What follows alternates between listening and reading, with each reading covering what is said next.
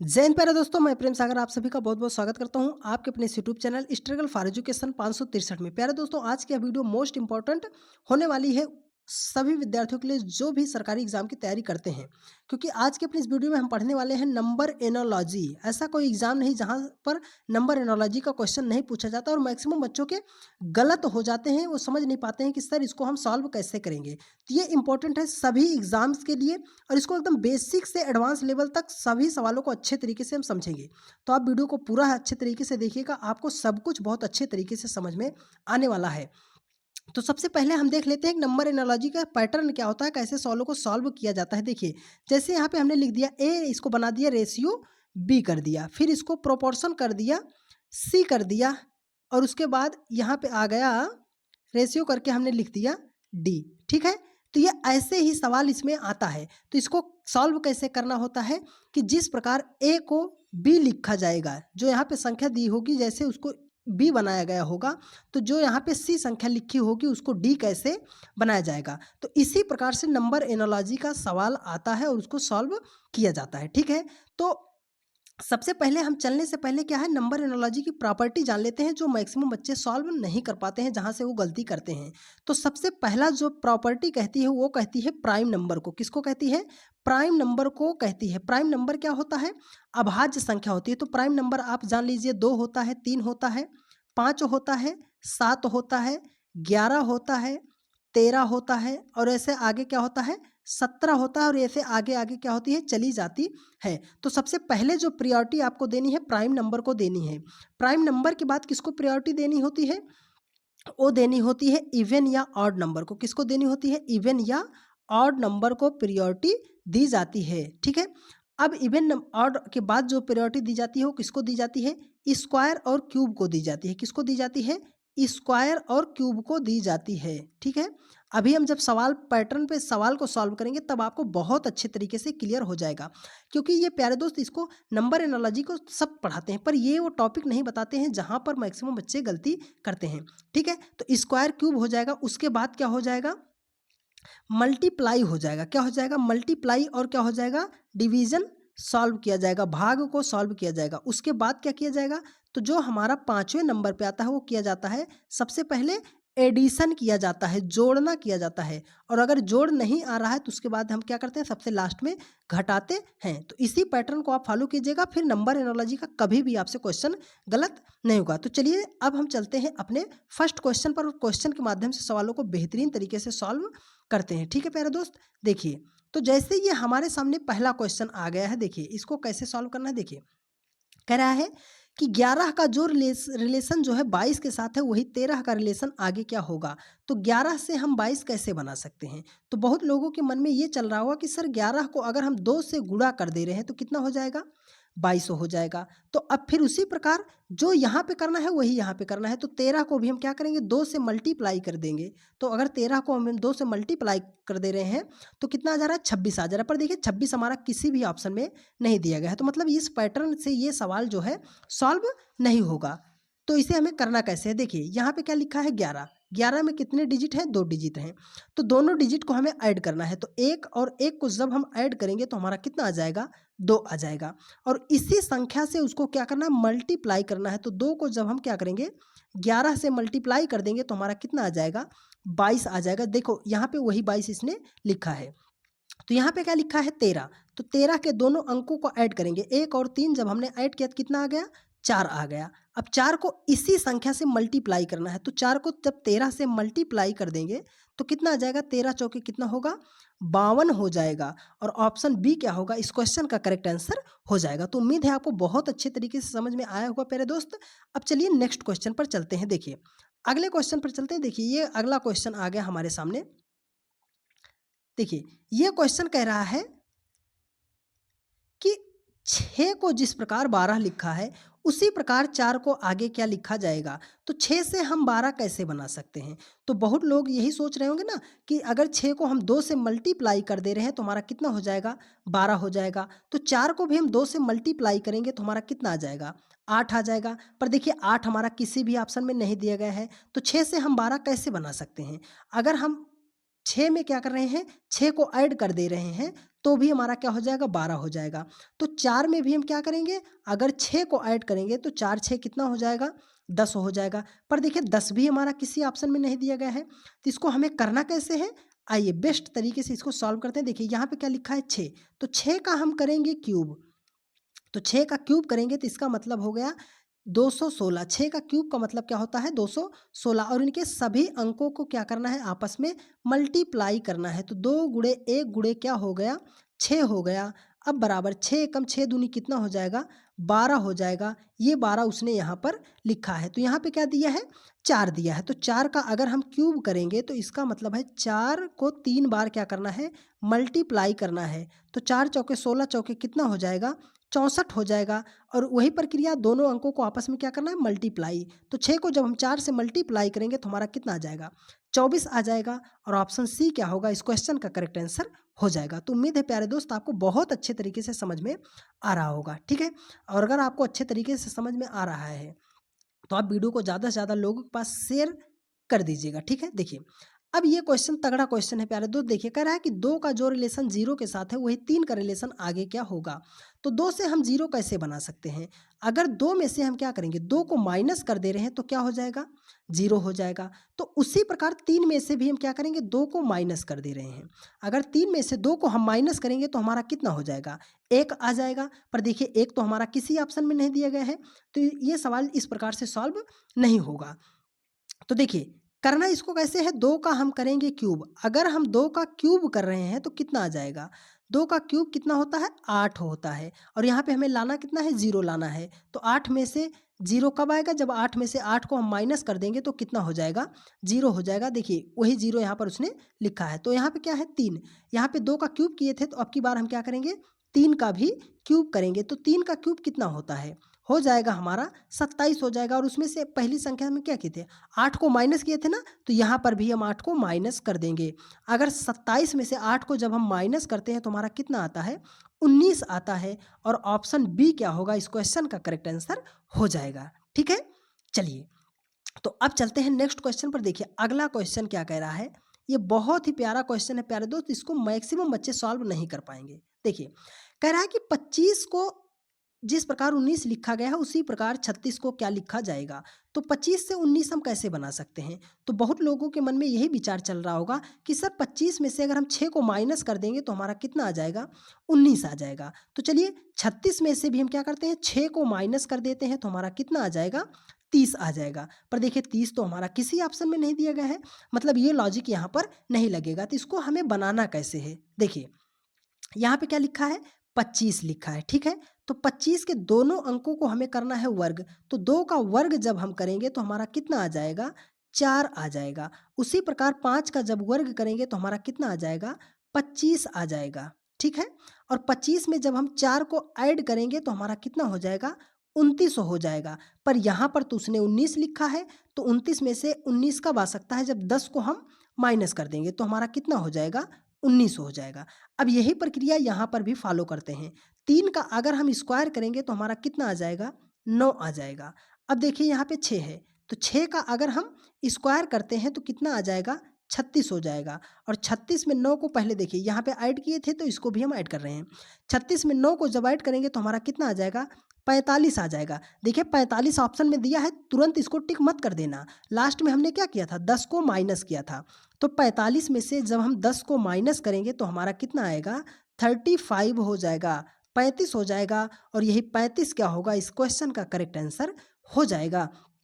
उन सभी टाइप को हमने इस वीडियो में कवर किया है प्यारे दोस्त, जहां से मैक्सिमम बच्चे गलती करते हैं। तो वो गलती आप ना करें, इसके लिए आपको वीडियो को पूरा अच्छे तरीके से देखना पड़ेगा प्यारे दोस्त। देखिए एक और लाजवाब क्वेश्चन आ गया। देखिए कह रहा है कि 13 का जो रिलेशन 16 के साथ है वही 14 का रिलेशन आगे क्या होगा। मतलब 13 को जैसे 16 बनाया गया है उसी प्रकार 14 को हम क्या लिख सकते हैं।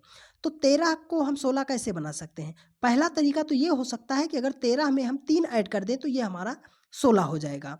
तो चलिए 14 में भी हम क्या कर रहे हैं, 3 को जब ऐड कर दे रहे हैं तो हमारा कितना हो जाएगा, 17 हो जाएगा। पर 17 तो हमारा किसी ऑप्शन में नहीं दिया गया है, मतलब ये सवाल भी इस प्रकार से सॉल्व नहीं होगा। तो ये तरीका हमारा क्या हो गया, गलत हो गया। तो इसे हमें करना कैसे है, देखिए यहाँ पे क्या लिखा है, 13 लिखा है। तो 13 लिखा है, तो देखिए इनके अंकों को हमें क्या करना है, ऐड करना है। तो 3 में जब हम 1 को ऐड करेंगे तो हमारा कितना आ जाएगा, 4 आ जाएगा। और 4 का जब हमने वर्ग किया है तो कितना आ गया है, 16 आ गया है। उसी 16 को उसने क्या किया है, यहाँ पर लिखा है। अब उसी प्रकार 14 को भी करते हैं। तो 14 के जब हम दोनों अंकों को ऐड करते हैं तो 1 4 कितना हो गया हमारा, 5 हो गया। अब 5 का वर्ग कर रहे हैं तो कितना आ जाएगा, 25 हो जाएगा ना, है ना। तो ये क्या हो जाएगा, ऑप्शन सी इसका क्या हो जाएगा, करेक्ट आंसर हो जाएगा। तो उम्मीद है आपको बहुत अच्छे तरीके से, प्यारे दोस्त, वीडियो बहुत अच्छे तरीके से समझ में आ रही होगी। तो आप लोग वीडियो को ज़्यादा से ज़्यादा लोगों के पास शेयर करने का प्रयास कीजिएगा प्यारे भाई, ठीक है। देखिए देखिए ये क्वेश्चन देखिए कह रहा है कि 3 को जिस प्रकार 4 लिखा गया है उसी प्रकार 30 को क्या लिखा जाएगा। तो 3 से हम 4 कैसे बना सकते हैं, तो सिंपल सा तरीका है कि 3 में अगर 1 हम ऐड कर दें तो हमारा 4 हो जाएगा। तो अगर हम 30 में भी क्या करें, 1 ऐड कर दें तो हमारा कितना हो जाएगा, 31 हो जाएगा। पर देखिए 31 तो हमारा किसी ऑप्शन में नहीं दिया गया है, तो हमें अपना तरीका जो है बदलना पड़ेगा। देखिए तो 3 है, 3 को अगर हम 2 से मल्टीप्लाई कर दें तो हमारा कितना हो जाएगा, 6 हो जाएगा।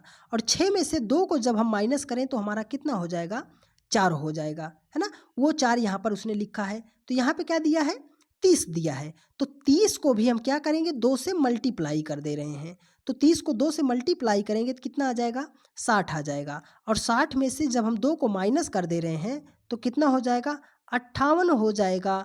और ऑप्शन डी क्या होगा, इस क्वेश्चन का करेक्ट आंसर हो जाएगा, ठीक है।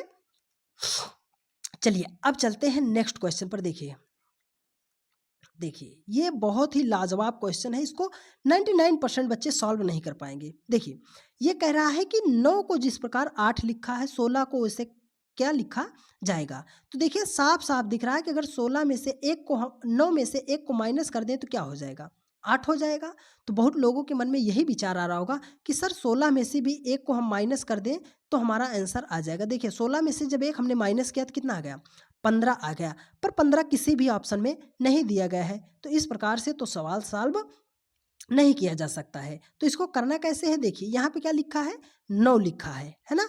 9 को अगर हम देख रहे हैं तो किसी संख्या का ये वर्ग है ना, तो 9 जो है किस संख्या का वर्ग है, देखिए ये किस संख्या का वर्ग है, 3 का वर्ग है। तो 3 में से अगर हम 1 को माइनस करेंगे तो कितना आएगा हमारा, 2 आएगा। और 2 का हम अगर क्यूब कर दें तो 2 दूनी 4 दूना कितना हो जाएगा, 8 हो जाएगा। तो यही लॉजिक हम यहाँ पर भी अप्लाई करते हैं। 16 भी हमारा वर्ग बन रहा है, तो अगर 16 वर्ग बन रहा है तो किस संख्या का वर्ग बन रहा है, 4 का वर्ग बन रहा है। तो हमने क्या किया था, 1 माइनस किया था, तो 4 में से हम 1 को माइनस करेंगे तो हमारा कितना आ जाएगा, 3 आ जाएगा। और जो यहाँ पे संख्या आई थी उसका हमने क्यूब किया था, तो 3 आई है, 3 का भी हम क्यूब करेंगे तो 3 का क्यूब कितना होता है, 27 होता है। तो ऑप्शन बी क्या होगा, इस क्वेश्चन का करेक्ट आंसर हो जाएगा, ठीक है।